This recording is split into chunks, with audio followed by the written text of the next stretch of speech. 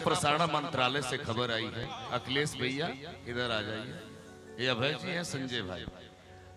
अभी खबर आई है कि भोजपुरी के ट्रेंडिंग स्टार खेसारी लाल यादव जी, समर सिंह जी, कल्लू जी, राकेश मिश्रा जी, टुनटुन यादव, ये सभी कलाकार इस मंच पर आएंगे एक साथ। उनका सम्मान समारोह होगा।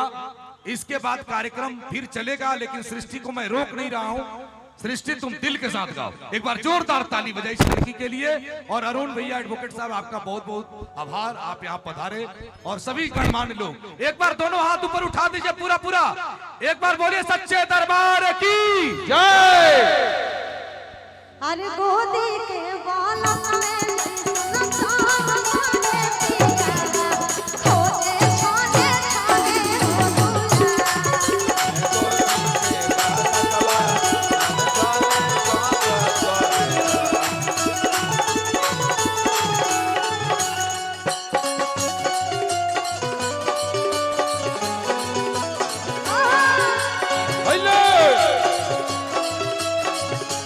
क्या बात है।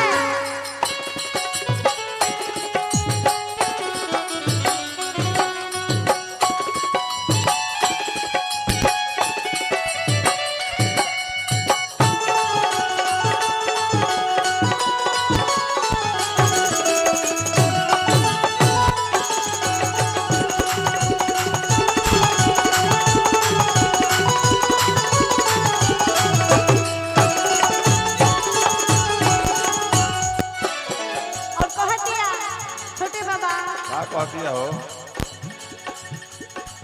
कैसे मना कराती सजना के, कैसे मना कराती सजना के, कैसे ना छुआती बजना के, कैसे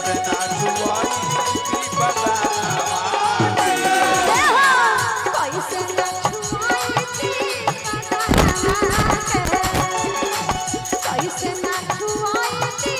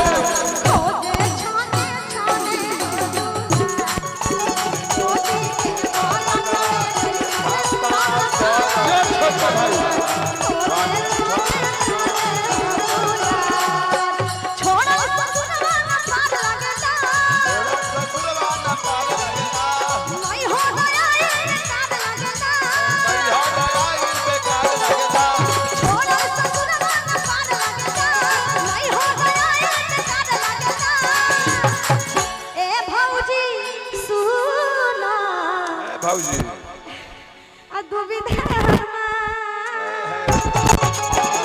बड़ा भाव दिया।